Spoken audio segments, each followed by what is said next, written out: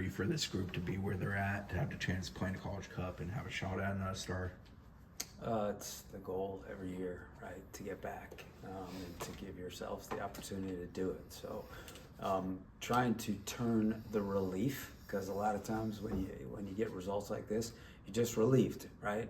So trying to turn the relief into excitement and joy, but also right now it's just focus, right? It's all eyes on TCU and preparing and excited to have this opportunity. What did you take from what you've seen of TCU, especially in their last match? I know they got peppered with shots, but obviously they came out the victor. Yeah, I think they've won 18 games this year, right? And even though, right, they gave away some chances in this game and against Carolina as well, they found a way. And so they've got the belief thing going big time, right? They were eliminated similar to us early in their conference tournament, which might have been great for them from a rest standpoint. And they've got a bunch of kids that score goals, right? They got a kid named Seven who has 17 or 18 goals, and then a handful that are close to double digits. They're one of the best possession teams in the country. So they can, if you don't get pressure to the ball, they can ping it around you. And even in these two games where they were giving away some shots, I think possession was pretty even. And even in the Vanderbilt game, they had the ball more than Vanderbilt did. So they're going to be a stiff challenge. We've played them the last 2 years. We played them in 2023 at their place in the regular season, and they came here last year preseason. So there's a little bit of, they've had some turnover. We've had some turnover, of course, but there's a little bit of familiarity, which I think helps both teams. You talked about after the game, the standard, the pressure that comes with the standard. How have you seen these girls? Seems like they're not playing with that kind of pressure. They're just playing by themselves. How are they doing that? Yeah, and we don't, I said that, right? But we don't talk about it, right? We don't talk about rankings. We don't talk about, constantly we got to do this, right?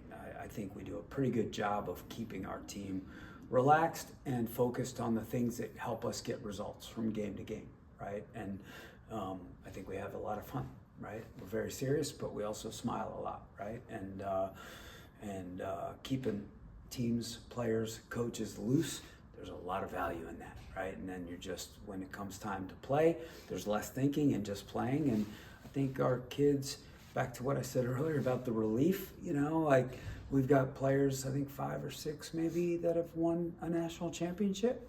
And they were freshmen and sophomores when we won that last national championship. Now they're juniors and seniors, and now it's their team. And so there's always a little bit of inherent pressure of, now it's my team. I got to get my team back, right? And so I'm hoping that they are now, deep breath, we've gotten here. Let's really just relax and go have fun and try and win a championship. Coach, it was a grind of a season. You had that stretch where it was just one after another hard opponent. But how has that turned you into and made the team who it is today? Yeah, it's everything. You go through hardships, you get tested, and sometimes teams fall apart and crumble.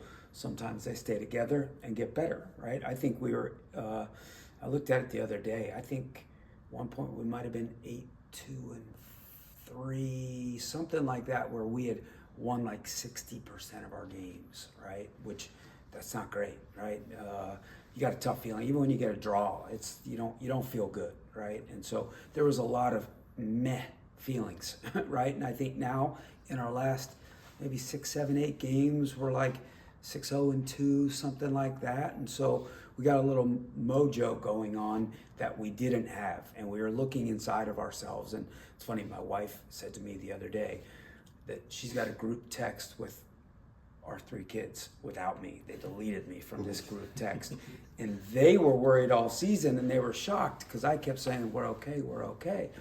And I was surprised to hear that, because even in those tough losses, right, the Notre Dame game, the Stanford game, there was a lot of good in those games, right? We just had some mistakes.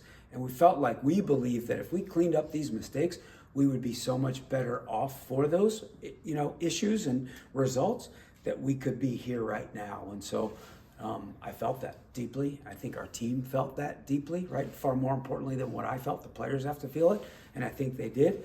And here we are.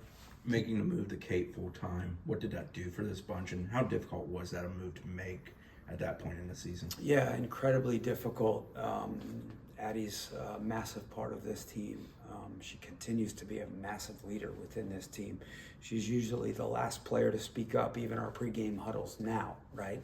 And we know, and I've talked to her about it, we know she's dying inside, right? This kills her. One of the most competitive players on this team. But I just kind of felt like in my gut, needed to give Kate a shot. And as we told all the goalkeepers, giving Kate the chance didn't put Kate in Sharpie for the rest of the way. We were going to see what it looked like. And she's done a good job. And she's made some big saves, right? Lipscomb game and other games, right? Especially off of some crosses and things like that. And so she's done a good job. I think most importantly, the players that are playing in front of her believe in her. They like her a lot. They support her. And I think it's obviously worked out. You said we're okay during those tough times, but the players, you said you wanted them to know we're okay. Did they? Was that mindset good, that leadership good? Yeah, such a great question. They're always so tough on themselves, and they learned that from the players before them. Even in our 22-0-1 or 23-0-1 season a couple of years ago, the Beata Olsens and the Leilanis and the Roques, even when we were winning, and maybe you've heard me say this before, I remember we were number 2 in the country, like 9-0-1. We had just beaten Miami here. We went into the video room and it was a morgue, right? They were just killing themselves. They thought they stunk, right? And we had to show them a series of statistics, right? And so I think our kids did question, right, whether or not we could be good this fall, right, in those moments. So we showed them. Thankfully, there was video to back it up, both the good and the bad, right? But then there were a lot of data points that backed up. Look, these are things that our numbers don't lie, video doesn't lie, but these are the things that have to get cleaned up. And a lot of it was individual responsibility in our defending our box, things like that. And they've really taken large steps in that area. How are you guys health-wise? In a good place. Mimi came off the other day, whatever that was, 20 minutes in, but she's good. And yeah, we're good to go. Soleil is done for the year? 'Cause of her Soleil is toe? done for the year. So she tried to go against Georgetown and played an incredible pain. And, we just didn't want to make her foot any worse. And so we shut her down. But outside of that, we're in a good spot. Going back to the back four, I know you guys did 3 at the back for a bit, back 4 through the tournament. What has that done? Do you feel comfortable? I know started the season with it, made the switch. How has that been? Yeah, I think we love it. I think Janet and Gilly are very comfortable next to each other. We knew that when we went to this back 4, it was going to give Mimi opportunities to get forward, and obviously she scored the first goal against Georgetown, right? Massive, right? She's so good in the attack, Even looking at the Cal game, right? We're in the 3-5-2, but she switched with Soph real quickly and had the assist on the first goal to Reed. So Mimi getting forward is massive, and then Cam and Jada kind of sharing that right back role. And then we have others, right? Soph and Claire and Maya can play left back. So we really like it from both an attacking and defending standpoint. So, Coach, Teray missed a lot of the season with her national team duties, but when she came back, you kind of inserted her almost immediately back into the starting lineup, or in the starting lineup. What did you want from her? Why did you think that she'd be a good fit, and what have you seen from going forward after you've done that? Yeah. When she got back, I brought her in and said, look, this was a fall, even though we've had kids go to a World Cup before, they kind of went away in one fell swoop, right? Hers was a little awkward, right? First 5 days of preseason, she's in Mexico, then she comes to Tallahassee, then she goes to Spain, then she comes back to Tallahassee, then she's going to the World Cup in that October stretch that we've already alluded to, which we knew was going to be the toughest stretch of our season, that she'd be gone for that. And in those segments when she was here, she played center midfield, she played up top, she played center back, she played left back. That's probably the worst coaching job in the history of America, okay? So I said to her when I brought her in, I said, look, we were just kind of throwing you in different spots as needed because we were still putting together the team for the stretch of October. I said, now it's over. You're here, you're back. We got to get you going. We got to get you going. You can help us. You're here. And I took total responsibility for, the month of August and the month of September. I said, now you got to get going. You got to be confident. You got to be mature. You got to be responsible. And we brought her, I think the first game she played was that Virginia game in the ACC tournament because she was here for the weight game, but we didn't play her because, she'd just been on a plane. Unlike some other schools that had World Cup players that had flown halfway across the world, they played them 24 hours inside of being back. So we protect the health and safety of our players, and we didn't play her. Okay. So then on the Sunday in the quarterfinal game, we played her. Came in off the bench, and she was phenomenal. She was phenomenal. And so we said, "Great job. Got to keep it going. Keep it going. Got to manage the moments where she's trying too much stuff and losing balls in bad spots, but she's so dynamic, so intelligent." And she's moving and she's helping us a lot.